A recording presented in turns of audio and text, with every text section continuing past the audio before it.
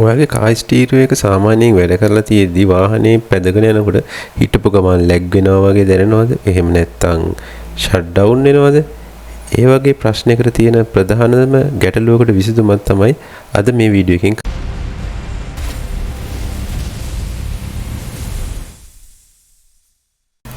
වාහනයක car stereo system එකක් විශේෂයෙන් Android system එකක් එකපාරට ඕෆ් වෙනවා නම් එහෙම නැත්නම් ඒක නිකන් ලැග් වෙනවා වගේ ඔයගොල්ලෝ තේරෙනවා නම් ගොඩක් වෙලාවට හේතුව තමයි ඒක ඕවර් හීට් වීම. සාමාන්‍ය යොදලා තියෙන හීට් සින්ක් එකකට අමතරව ගොඩක් මිල ටිකක් වැඩි වගේ නම් මේ වගේ ෆෑන් එකක් හයි කරලා තියෙනවා. ඉතින් ඒ ෆෑන් එක හයි කරලා නැති කාර් ස්ටීරියෝස් වලට මේ ආකාරයෙන් අපිට ෆෑන් එක හයි කරගන්න පුළුවන්. ගොඩක් දුරට හොඳයි ඕගොල්ලෝ යොදා ගන්න ෆෑන් එක අඟල් 2කට වඩා අඩු එකක් වගේ ගන්න. මට නම් අඟල් 2 එකක් තමයි හොයාගන්න පුළුවන් උනේ. ඒකල හරියට ෆිට වෙන තැන් බලලා සිදුරු ටිකක් විද ගන්න වෙනවා. සමහරවිට මේකේ තියෙන අර හුලං එන්න පුළුවන් විදිහට දාලා තියෙන වෙන්ට් හෝල්ස් ටිකම පාවිච්චි කරන්න පුළුවන් සමහර වෙලාවට. මේක නම් අලුතෙන් ඉදින්ට වුණා අලුතෙන් සිදුරු කීපයක් ෆෑන් එක හයි කරගන්න 12 වෝල්ට් ෆෑන් එකක් ගන්න. එහෙම නැතුනොත් 5 වෝල්ට් වගේ ගත්තොත් නම් කරදරයක් වෙයි. ඔයගොල්ලෝ ආයි කන්වර්ටර් එකක් දාන්න මේක වැඩි ඇතුලේ එක එක වයර් අමුණන්නත් බෑ අපිට. ඊට පස්සේ මේ විදිහට හරියට සිදුරු ටික විදගෙන ඔයගොල්ලෝ ෆෑන් එක ඉන්ස්ටෝල් කරන්න ඕනේ හුලං යන ඩිරෙක්ෂන් එක බලලා. මොකද අපිට ඇතුලේ තියෙන හීට් එක තව කියන්නේ වාහනේ අපි ඩෑෂ්බෝඩ් එක අස්සේ එන රස්නේ මේක ඇතුළට එන්නේ නැති වෙන්න. එතකොට අපි කරන්න ඕනේ ෆෑන් එක හුලං එළියට යන විදිහට තමයි හදන්න ඕනේ. ඒ වගේම එන දානකොට ටිකක් බලන්න බෝඩ් එකේ වදිනවද කියලා මේ යන. එහෙමන ෂෝට් එන්ඩ් දෙනවා. මොකද මේ කේසින් එකට ග්‍රවුන්ඩ් එක ඩිරෙක්ට් කනෙක්ට් වෙලා තියෙන හින්දා සමහර ෆෑන් වල ඊතලයේ ගහලා තියෙනවා. සමහර ෆෑන් වල එහෙම නැහැ. එහෙම නැත්නම් ඔයගොල්ලෝ ෆෑන් එකට පවර් එක දීලා හුලං එන දිශාව බලන්න. ඒ කියන්නේ ඒතර කාර් ස්ටීරියෝ එකේ ඇතුලේ ඉඳන් එළියට තමයි හුලං එන්න ඕනේ. ඊට පස්සේ අපි පවර් ගන්න ඕනේ. පවර් ගන්න එක ඔයගොල්ලෝ ගන්න පුළුවන් මේ පවර් සප්ලයි එකෙන්ම.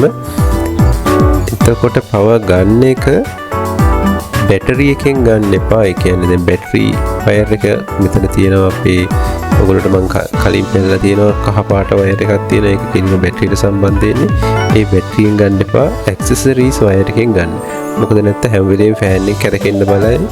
ඒ හින්දා ඔයගොල්ලෝ මතක තියාගෙනම ඇක්සසරිස් වයර් එකෙන් ගන්න. එතකොට වාහනේ ඔන් කරනකොට විතරක් මේ ෆෑන් එක කැරකේ. ඊට අමතරව ඔයගොල්ලන්ට තව වැඩ මොකක් හරි කරගන්න පුළුවන් නම් පුළුවන් හීට් සෙන්සර් එකක් දාලා හීට් එක යම් කිසි දානකට වැඩි වුණාම විතරක් ෆෑන් එක වැඩ කරන විදිහට ඔයගොල්ලෝ හදා ගන්න පුළුවන්. මේ විදිහට කනෙක්ටර් එක පාස් ගන්න. කනෙක්ටර් එක පාස්ගෙන පුළුවන් ඒ වයර් එක මේක ඇතුළෙන්ම ගන්න. හරියටම කනෙක්ටර් එක පාස් ගන්න හෙල්ලෙන්නේ නැති වෙන්න. මොකද වාහනේ යනකොට වයිබ්‍රේට් වෙනකොට ඕක ගැලවෙන්න බලයි. සාමාන්‍යයෙන් එන බුරුල් වෙනවනේ ඔයගොල්ලෝ දන්නවනේ. එහෙනම් ඒකත් හොඳට පාස්සලා තියාගන්න හරියට. ඊට පස්සේ මම මේකේ ෆෑන් එකේ වයර් එක ඇතුලෙන් ගන්න ඕනේ හින්දා ෆෑන් එකෙන් අයින් කරා. ෆෑන් එකෙන් අයින් කරලා මෙතන සිදුරක් අස්සෙන් දාලා ආයෙ පාස්සලා තමයි කනෙක්ට් කරගත්තේ. එහෙම නැත්නම් මේක වටෙන් ගන්න ගියොත් මේක ෆික්ස් වෙන්නේ නැහැ හරියට. මොකද මේ කේසින් එක එහා පැත්තේ ඩිස්ප්ලේ එකත් එක්ක හරියට සම්බන්ධ වෙන්න ඕනේ. නැත්නම් මැදින් එතන හිර වෙන්න බලයි. එහෙම නැත්නම් අපි තද කරලා යන දාලා හයි කරලා ටිකක් දවස් ගියාට පස්සේ ඔක ෂෝට් වෙන්න බලයි. ඒ හින්දා වාහනෙත් එක්ක වැඩ කරනකොට අනිවාර්යෙන් පරිස්සම ගැන හිතන්න. පොඩි ෂෝට් එකකින් ලොකු විනාශයක් වෙන්න පුළුවන් හින්දා. දැන් නම් හරි අපිට දැන් පුළුවන් මේ විදිහට මේක ක්ලිප් කරගන්න. හරි පැත්තට දනරින හරියට තිබ්බ නැත්නම් ෆෑන් එක වැඩ කරන්නේ නැහැ. ඒ හින්දා හරි පැත්තට ඒක ක්ලිප් කරගන්න. කනෙක්ටරේ හරියට ගහගත්තම හරි මේක අනිත් පැත්තට වදින්නේ නැහැ. කනෙක්ටරේ දනරින හරියට සවි කරගන්න. ඒක ඔක්කොම චෙක් කරගත්තට පස්සේ ඔයගොල්ලන්ට පුළුවන් බෝඩ් එක ආයෙ හයි කරගන්න. බෝඩ් එක හයි කරගෙන ඉවරලා මේ වගේ පැනල් කේබල් ටික සවි කරගන්න. ගොඩක් හොඳයි. කලින් මේක ගලවන්න කලින් ෆොටෝ එකක් ගහගත්තා නම් සමහරක් ඒ වගේ ඩිරෙක්ෂන් වෙනස්. හැබැයි ඔයගොල්ලෝ වැරදි පැත්තට හයි කරොත් ඩිස්ප්ලේ එක පිච්චෙනවා අනිවාර්යයෙන්ම. ඒ හින්දා ෆොටෝ එකක් ගහලා තියාගන්න. දැන් වැඩ ටික ඉවර හින්දා අපිට කේසින් එකත් හයි කරලා චෙක් කරලා බලන්න පුළුවන් කොහොමද ෆෑන් එක වැඩ කරන්නේ කියලා. මම මෙතන කරන්ට් එක දීලා බලන්න. මම කලින් කියලා තියෙනවා කාර් ස්ටීරියෝ එකකට පිටින් කරන්ට් එක දෙනවා නම් බැටරි වයර් එකයි ඇක්සසරිස් වයර් එකයි දෙකම ෂෝට් කරන්න ඕනේ. ඒකල ග්‍රවුන්ඩ් එකට ග්‍රවුන්ඩ් දීලා ෂෝට් කරපු දෙකට 12 වෝල්ට් දෙන්න. ඊට පස්සේ ඔයගොල්ලෝ බලා ගන්න පුළුවන් මේක ඔන් වෙනවත් එක්කම ෆෑන් එකත් කරකිනවා කියලා. හුළඟ එළියට යනවා කියන එක හරියටම කන්ෆර්ම් කරගන්න නැත්නම් පිට තියෙන දූවිලි රස්නේ ඔක්කොම මේ කාර් ස්ටීරියෝ සිස්ටම් එක අස්සට යන්න බලයි.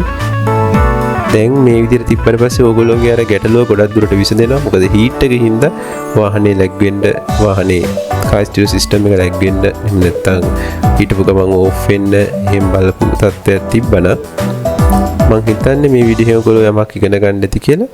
සබ්ස්ක්‍රයිබ් කරන්නත් අමතක කරන්න එපා. අලුත් වීඩියෝ එකකින් ආයෙ හම්බෙමු. සුබ දවසක්.